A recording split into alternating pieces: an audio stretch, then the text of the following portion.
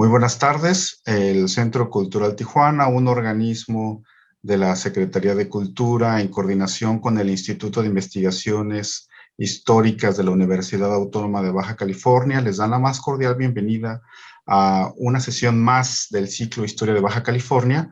En esta ocasión nos acompaña la doctora Diana Méndez Medina. Ella nos compartirá la conferencia Centro Turístico Aguacaliente, perspectivas de su expropiación. La doctora Diana Méndez es investigadora adscrita al Instituto de Investigaciones Históricas de la Universidad Autónoma de Baja California, donde es investigadora, profesora de los programas de maestría y doctorado en historia que se imparten ahí, y actualmente es directora del instituto.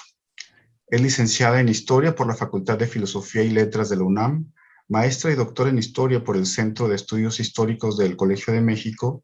Sus líneas generales de investigación son la historia económica y política de México en la primera mitad del siglo XX, con énfasis en el estudio de políticas agrícolas del gobierno federal y producción agrícola en Baja California y sur de Tamaulipas.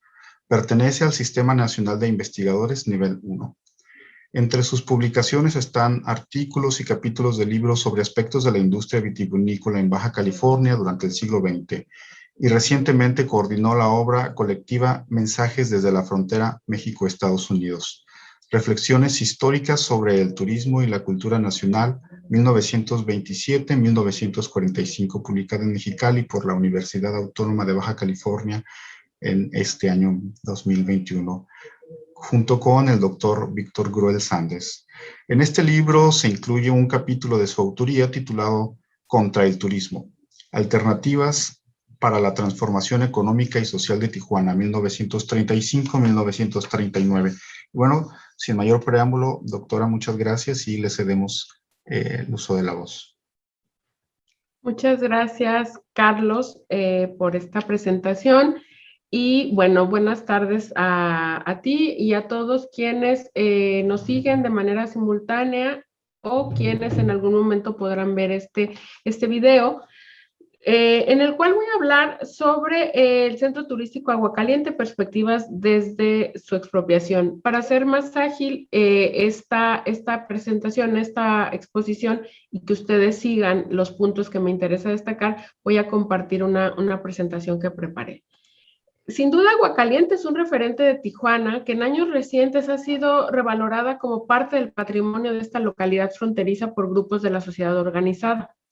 Paul Vandergut, historiador estadounidense, afirma en su extensa obra Aguacaliente, el patio de recreo de las estrellas, que el cierre del casino Aguacaliente convergieron muchas vertientes y cualquier explicación por sí misma resulta simple. Y eso es cierto, comparto esta afirmación, porque si uno ve en primera instancia o hace una revisión del proceso que va desde el cierre del Salón Oro, que era el casino de Aguacaliente, el 20 de julio de 1935, seguido por el decreto de expropiación que dicta el gobierno de Lázaro Cárdenas en diciembre de 1937, y finalmente la inauguración del Instituto Técnico Industrial de Aguacaliente de septiembre de 1939, que desde mi punto de vista es la conclusión de este primer ciclo que se inicia con la expropiación. Hay múltiples vertientes de estudio, de aproximación. A mí lo que me interesa transmitir en esta conferencia son dos ideas particulares. Primero, que la expropiación del edificio del complejo turístico Aguacaliente es resultado de un proceso, no es un hecho aislado, y que sino más bien debemos entenderlo como parte de una serie de disposiciones que emprendió el gobierno encabezado por Lázaro Cárdenas con la finalidad de impulsar el desarrollo de localidades fronterizas del norte de México y en particular las del entonces territorio norte de la Baja California. Y por otro lado, que dentro de este proceso convergieron diferentes individuos y actores políticos y sociales, porque tenemos al gobierno federal, la élite económica y política asociado a este complejo turístico y, algo muy importante, los empleados, quienes buscaron por todos los medios conservar su fuente de trabajo. Entonces, en eso me concentraré en describir y en puntualizar las partes de este proceso. Primero, creo que es necesario decir qué era Aguacaliente, porque era incompatible con el gobierno cardenista para la frontera norte de México, con el plan que tenía el gobierno cardenista para la frontera norte de México, y qué importancia tenía para la economía de Tijuana. Aguacaliente es inaugurado, como se lee en la diapositiva, el 23 de junio de 1928. Fue una construcción que su construcción inició en julio de 1927, cuando, siendo la primera obra, la construcción del hotel, pero es una obra que se realiza de forma muy, muy veloz, en terrenos denominado Agua Caliente, que comprendían en su totalidad 243 hectáreas y cuyos derechos legales habían sido otorgados a Abelardo L. Rodríguez en 1926. Es indudable que el nombre de Abelardo L. Rodríguez estará vinculado a esta obra, a este centro turístico, y es importante también recordarlo, y al final retomaremos por qué. Como digo, se construye de una manera muy rápida. Se inaugura la primera parte el 23 de junio de 1928.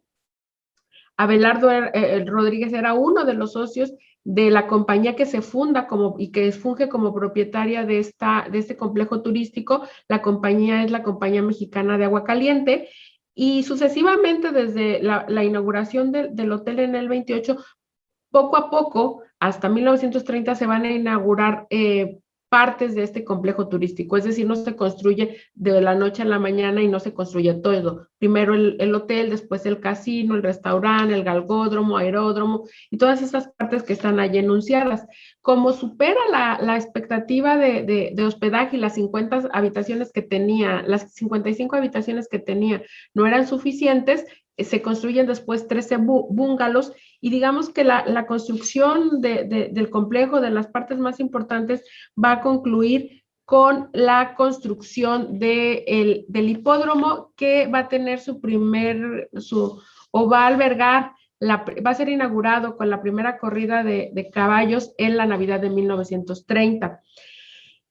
Algo muy importante también que debemos considerar es, por un lado, y que creo que no hemos ponderado suficientemente los historiadores, o no lo hemos concebido así, este complejo turístico, pues como un negocio, ante la oportunidad que ven un grupo de empresarios de ofrecer hospedaje y una serie de amenidades a visitantes de élite, para quienes eran principalmente quienes visitaban este complejo turístico y que llegaban y se internaban a Tijuana a vivir la experiencia del Old México, pero no podían permanecer demasiado tiempo, dado que no había un espacio donde pudieran hospedarse. Eso va a ofrecer Agua Caliente. Y también algo muy importante que debemos de distinguir entre lo que era Tijuana y Agua Caliente, que estaba a 3 kilómetros de distancia más o menos, y que de hecho en los primeros momentos, cuando se está construyendo y antes de que se inaugure, quienes trabajaban en los casinos y en estos centros de esparcimiento de Tijuana estaban a disgusto. Se le llamaba localmente como la esponja, porque pues todos aquellos que antes visitaban la calle Primera ahora se iban a dirigir a Agua Caliente. Entonces, Agua Caliente era, o si pudiéramos sintetizarlo, un centro de descanso y diversión para la élite muy cercana a Tijuana, y que pues va a ser manejada por una empresa mayoritariamente con socios de origen estadounidense, quienes habían acumulado capital en el suroeste de Estados Unidos. Aquí están los famosos, o los que ya se han citado muchas veces y conocidos, los varones de la frontera. Whit Borman, James Crawford, Baron Long, sucesivamente se van a sumar Lou Anger y Joseph Schenck, que es muy importante este personaje, que es menos conocido, pero que va a tener un papel importante, sobre todo a partir de 1930, cuando Bauman se retira y Joseph Schenck asume la dirección de la empresa. Bueno, ¿quiénes visitaban o quiénes acudían a Agua Caliente, no? Era, además de ser un espacio de juego, de apuestas, de casino, que es lo que más se recuerda, también era un lugar donde era visitado por ejecutivos y actores de Hollywood. Era un lugar referente para este tipo de visitantes. Además había viajeros en moto, automovilistas, mujeres solas, en grupo, que llegaban a Aguacaliente no solo para apostar, sino que a festejar cumpleaños, cenas familiares, reuniones con amigos. También había quienes pasaban largas temporadas, 2, 3 semanas, incluso meses, practicando algún deporte, participando en las carreras de autos, y era todo un acontecimiento la temporada de carreras en el hipódromo, ya que el hipódromo de Aguacaliente estaba dentro del circuito de los hipódromos en el suroeste de Estados Unidos.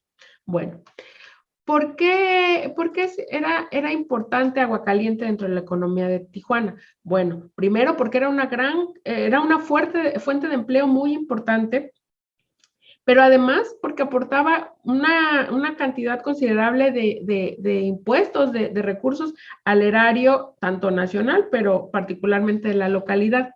Se dice, en 1938, Enrique Neidhart, quien va a ser el representante legal de la empresa en este proceso de expropiación, pero hace una publicación y dice que Aguacalientes contribuye aproximadamente al erario con $40,000 entre servicios de luz, de teléfonos que pagaban a la compañía eléctrica y telefónica fronteriza, y además los gastos que cubren por servicio de agua, ¿no? Podemos dudar o no tenemos la certeza de que estas cifras sean verídicas, pero sí nos dan un aproximado de la importancia económica de Aguacaliente y de lo que representaba para los ingresos de esta pues pequeña localidad, muy pequeña localidad todavía en ese momento. A pesar de todo esto, como yo planteaba en la pregunta, que por qué era incompatible Aguacaliente con el proyecto cardenista para las localidades fronterizas. Bueno, pues porque para el gobierno de Lázaro Cárdenas, las apuestas y las apuestas en el hipódromo, casinos, los juegos de azar en general, eran un sinónimo de vicio. Y Lázaro Cárdenas, desde que asume la presidencia, toma como una cruzada personal el acabar con estos vicios, ¿no? Él incluso en sus apuntes personales afirmaba, y cito, el vicio nada lo justifica. La revolución debe poner fin a esto. Cuando esté en mis manos, así lo haré. Esto lo decía Lázaro Cárdenas, entonces no solamente era un proyecto político, sino también era un proyecto personal. Dentro de su política económica, había un rechazo por la presencia de empresarios estadounidenses y extranjeros en general, en este caso en las localidades fronterizas, que obtenían jugosas ganancias que no necesariamente quedaban en México como inversión ni en manos de los mexicanos. Además de que si bien el gobierno cardenista va a tener como parte de su política económica el desarrollo del turismo, el turismo que se desarrollaba en Tijuana se apartaba de este plan, ¿no? El gobierno cardenista va a favorecer el turismo cultural para las masas, en particular para la clase media mexicana, porque además lo concebía como un motor del desarrollo regional, ¿no? Porque con el turismo vendría la construcción de infraestructura, la electrificación, construcción de carreteras y demás, la distribución de la tierra. Y obviamente ese no era el turismo que había florecido en Tijuana hasta ese momento. Entonces, para contrarrestar estas actividades y ese es el sentido que busca este proyecto cardenista para la frontera y específicamente para Tijuana, este capítulo del libro que refería Carlos al inicio, cuando presentaba mi currículum, publicado recientemente, hablo con mayor detalle de este proyecto cardenista, no solo para la Baja California, sino concretamente para Tijuana, donde pues el gobierno de Lázaro Cárdenas buscaba alentar una transformación económica, social e incluso hasta moral de los habitantes de Tijuana, ¿no?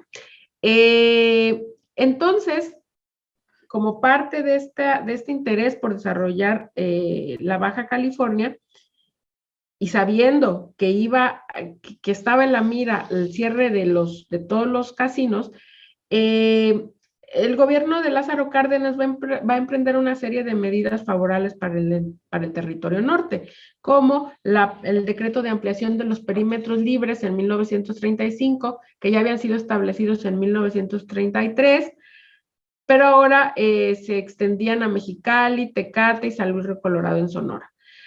además de que se aprobó un crédito para la construcción de la carretera que comunicaría Tijuana a Ensenada. Después de estas primeras medidas, el gobierno va a clausurar los casinos en Baja California, entre ellos el Salón Oro de Aguacaliente. Esto sucedió el 21 de julio de 1935. Por eso es que el año de 34-35 es el último año en que hay corridas de caballos en el hipódromo, actividades en el hipódromo. Aquí está el año del cierre. Entonces, se da el decreto de expropiación. Como les digo, el casino cierra, Aguacaliente cierra en julio de 1935. Aquí es muy importante también señalar que se cierra el casino, o el decreto de cierre de los casinos atañe únicamente al Salón Oro. Sin embargo, los dueños los socios de la empresa de Aguacaliente deciden cerrar todas las instalaciones, porque no era redituable mantener abiertas el resto de las instalaciones si su principal atractivo no estaba funcionando. Entonces, se cierra y ¿qué pasa entonces en este periodo de julio del 35 hasta diciembre del 37? Que es, como veremos, cuando se decreta la expropiación del complejo turístico. Bueno, en estos 2 años, tenemos una serie de disposiciones del gobierno federal que se van a ejecutar en el territorio norte a través de 3 gobernadores del territorio que van a sucederse en el tiempo: Gildardo Magaña, Gabriel Gavira y Raúl Navarro Cortina, con la intención ya de una manera más concreta de transformar económica, social y moralmente, como les decía antes, Tijuana, y que obviamente estas disposiciones van a chocar con el deseo y las peticiones de los trabajadores de Aguacaliente, quienes intentaron presionar al gobierno federal para mantener o para que se abriera su centro de trabajo. En medio de estos 2 polos, por llamarlo de alguna manera, estaban sí con una menor capacidad de negociación, pero igualmente presionando, o al menos así lo muestran las fuentes, los socios de la empresa, quienes también intentan un proceso, un acercamiento con el gobierno federal para poder abrir el complejo turístico, pero básicamente para reanudar las carreras y las apuestas, ¿no? Porque les digo, este cierre no implicaba o no necesariamente que se cerrara el restaurante, las albercas, el hotel en sí, ¿no? Pero el casino sí.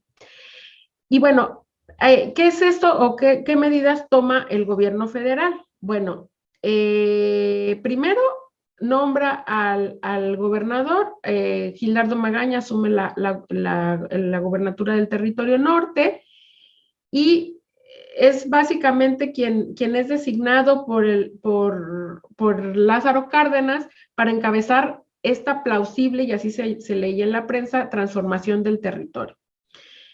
Y en contraposición a las actividades económicas relacionadas con el vicio, se proponía crear nuevas fuentes de trabajo en la agricultura, el comercio y la industria, que según hasta ese momento se consideraban factores inexplotados. En el nacional, el gobierno federal era claro respecto a lo que esperaba con estos cambios. Voy a leer esta cita porque me parece que muestra el mensaje que el gobierno quería transmitir, sintetiza su plan para Tijuana. Decía, cito: los vicios representan un medio fácil y a veces muy productivo de vida. Quienes se han acostumbrado a ese estado de cosas se resisten a la perspectiva de ocuparse en otros trabajos, en los que se requiere auténtico esfuerzo para obtener medios de subsistencia.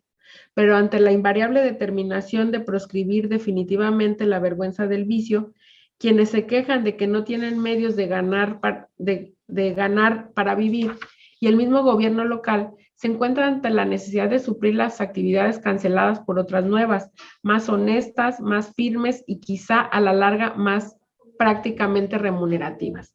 Fin de la cita. Entonces vemos claramente este rechazo ante todo aquello que se asociaba aunque no necesariamente lo fuera con prácticas de vicio, pero además también con actividades poco,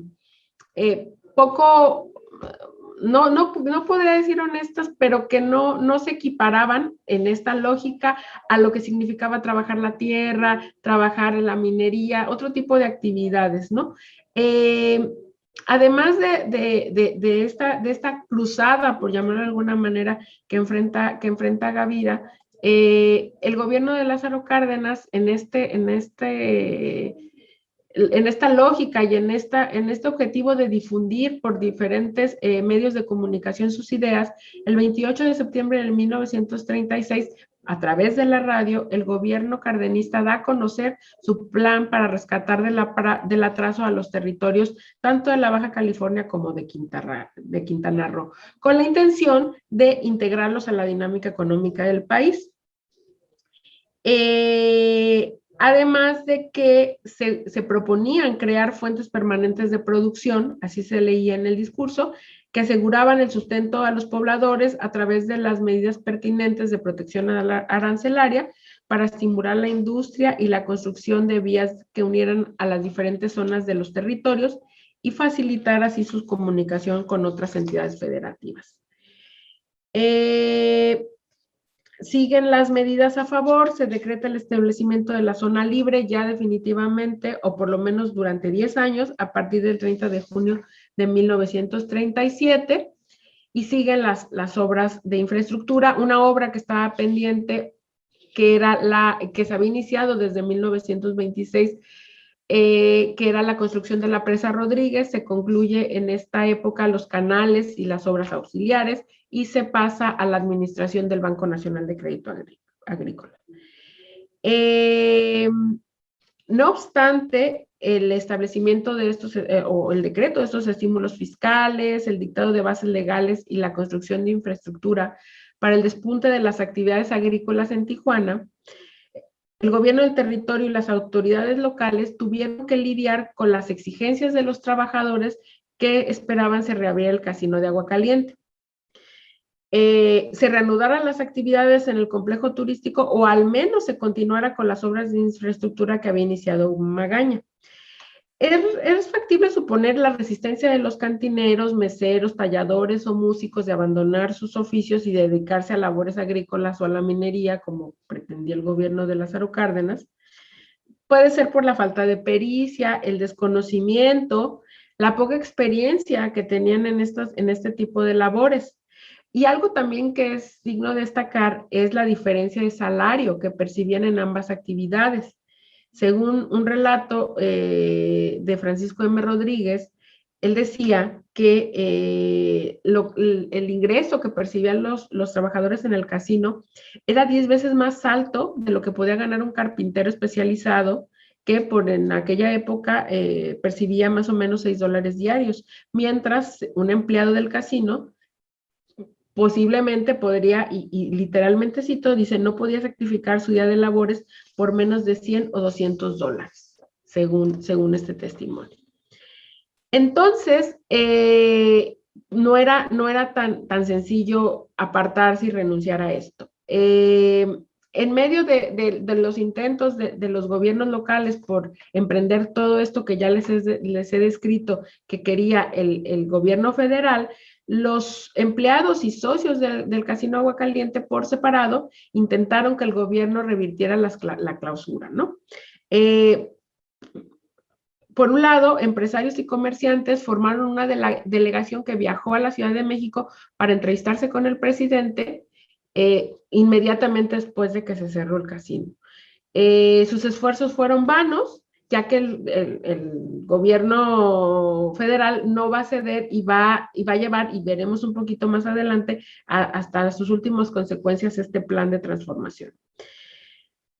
Por su parte, los trabajadores también buscaron que se volviera a abrir el complejo turístico y que funcionara el hipódromo.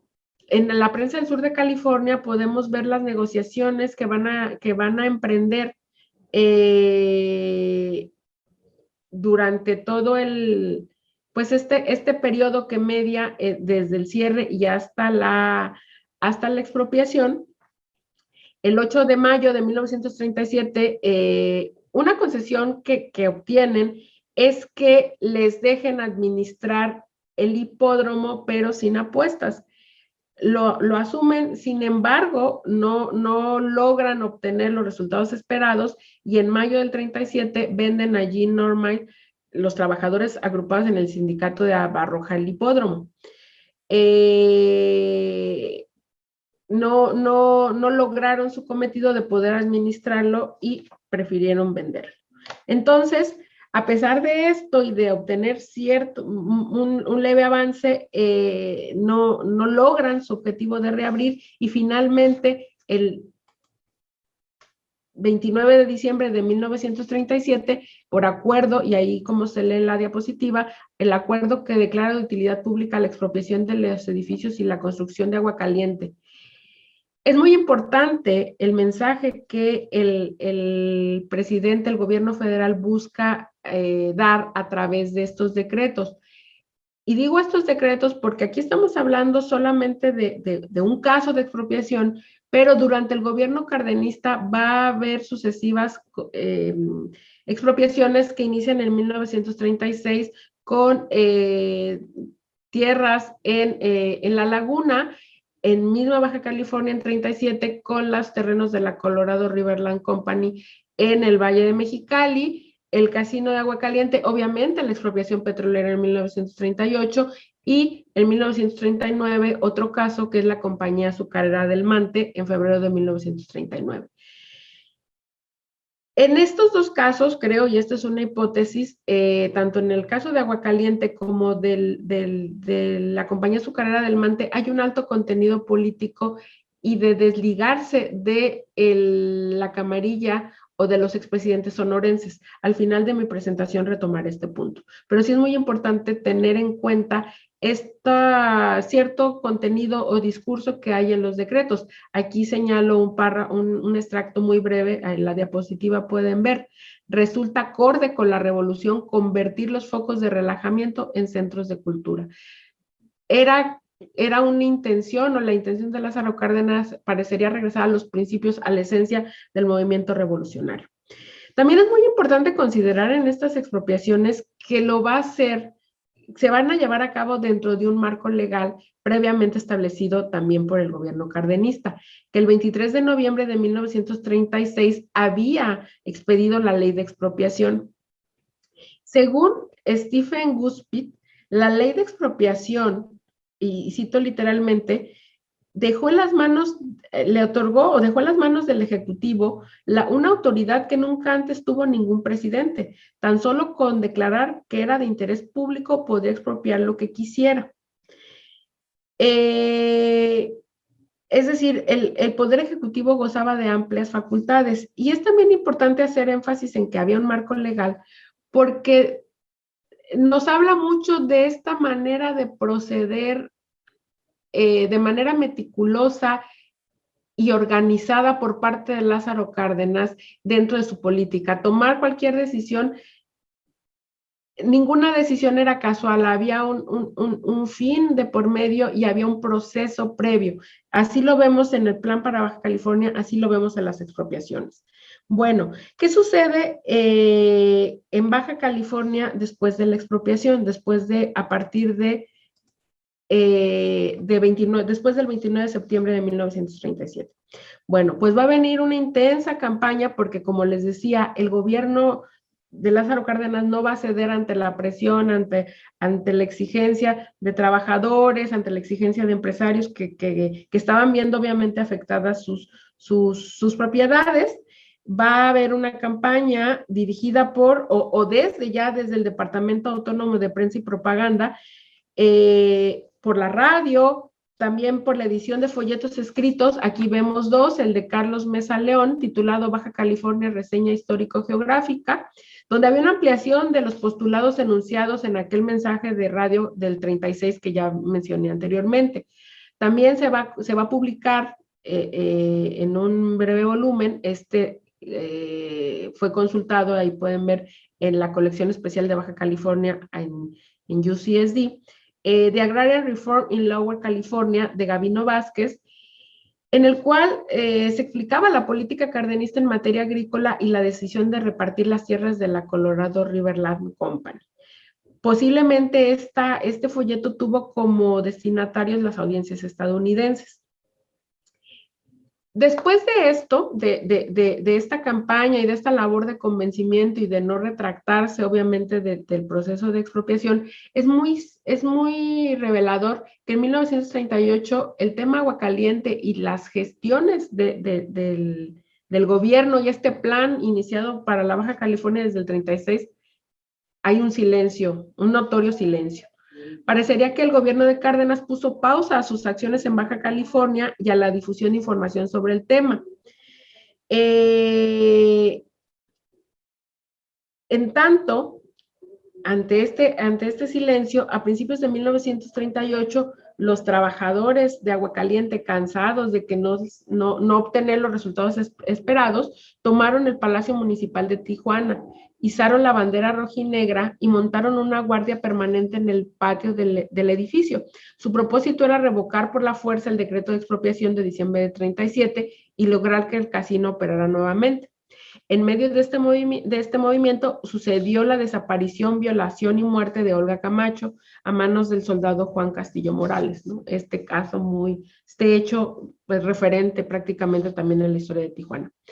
Ante esta tragedia, los huelguistas incendiaron la comandancia de policía y la delegación municipal. El gobierno federal respondió con el desalojo forzado y el encarcelamiento de los inconformes. Esto retomado del panorama histórico de Baja California. En los siguientes meses, a la luz de las fuentes hemerográficas y diplomáticas, se puede entrever que los acontecimientos en Tijuana y la expropiación de Aguacaliente estaban fuera de las prioridades del gobierno cardenista, concentrado en resolver los conflictos derivados de la expropiación de las compañías petroleras. Finalmente, hacia el ocaso del cardenismo, del sexenio cardenista, que llegará en 1940, en medio de cuestionamientos y de pugnas por la asociación presidencial, fue retomado con mayor fuerza el discurso contra el vicio y contra quienes habían faltado a los principios de la revolución. Y es ahí nuevamente, en 1939, a principios de 1939, cuando resurge en el Nacional, que era el periódico oficial, por llamarlo de alguna manera, el tema de Aguacaliente, que ahora sería convertido en el Instituto Técnico Industrial de Aguacaliente en Tijuana, que se esperaba en primera instancia que abriera sus puertas en marzo de 1939, justamente para conmemorar un año de la expropiación de las compañías petroleras.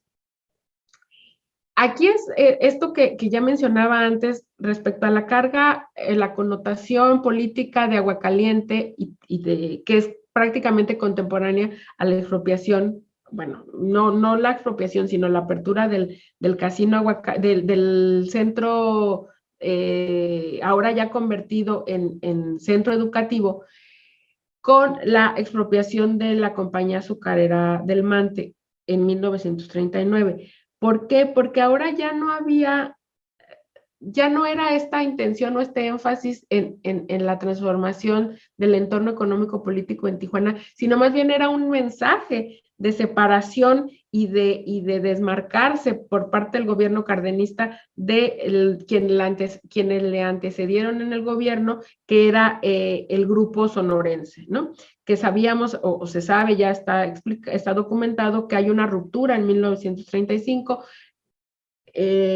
Plutarco Elías Calles es enviado al exilio. Abelardo L. Rodríguez, quien está vinculado con Aguacaliente, había tenido, después de dejar la presidencia y habérsele entregado a Lázaro Cárdenas, cierto distanciamiento con el cardenismo, pero no una ruptura, un poco a la espera de lo que sucedía, ¿no?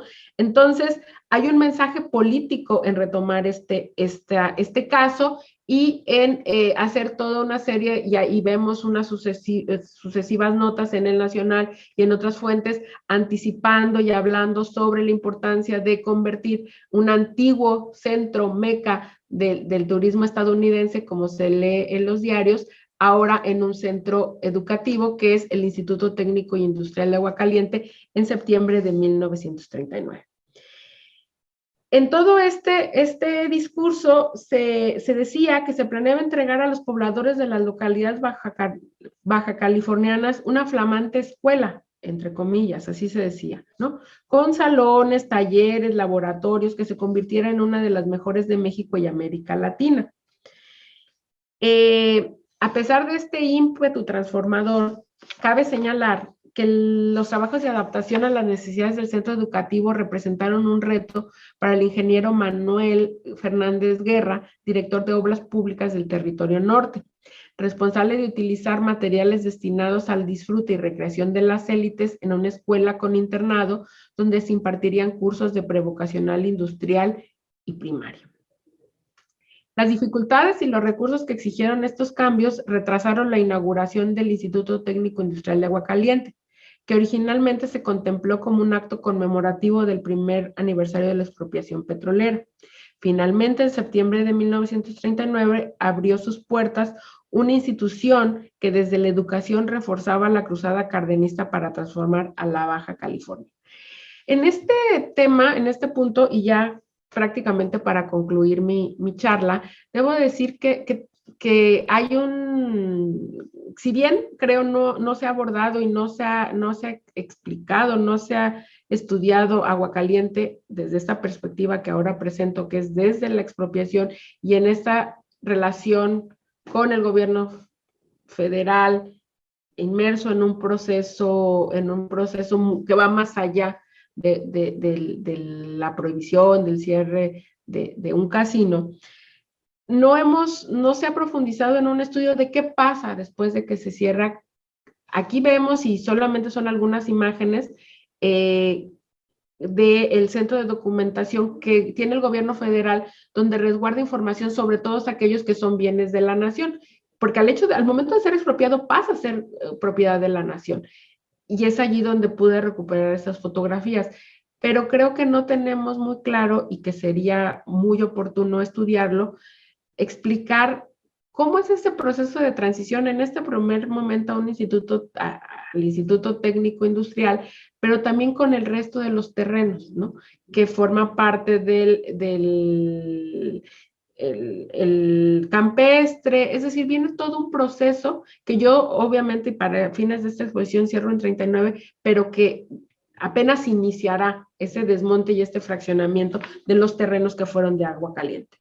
Finalmente, y para concluir, puedo decir que la expropiación de los bienes del complejo turístico Aguascalientes puede considerarse como un hecho cargado de simbolismo dentro de un conjunto de disposiciones cuyo propósito era transformar la dinámica económica y con ello cambiar a los individuos pertenecientes a esta sociedad de Tijuana, teniendo la agricultura y la creación de industrias locales los motores de la economía e impulsores de una pretendida transformación social. El repunte del turismo en Tijuana a principios de los 40, con viejos y nuevos atractivos, nos muestra los pocos logros del plan cardenista para Tijuana. Muchas gracias por su atención, y si tienen alguna duda, comentario o precisión a esta presentación, ahí están mis datos. Muchas gracias. Muchas gracias, doctora Diana Méndez. Ahí tenemos el correo en caso de que tengan alguna duda.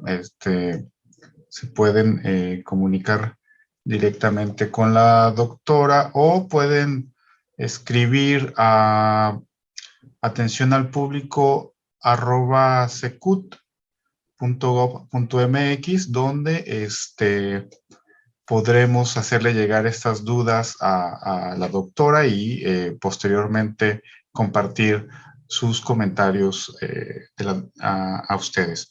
Y bueno, es un gusto para nosotros, el Centro Cultural Tijuana, cerrar este ciclo de Historia de Baja California con esta ponencia de un tópico tan importante en el imaginario de Tijuana, lo que es el casino Aguascalientes, el Instituto Técnico Industrial y que, bueno, hoy día es la Preparatoria Federal Lázaro Cárdenas. Y bueno, pues por nuestra parte nos queda nuevamente agradecerles a ustedes su presencia y a la doctora por su ponencia. Muy buenas noches y los esperamos en el Centro Cultural Tijuana.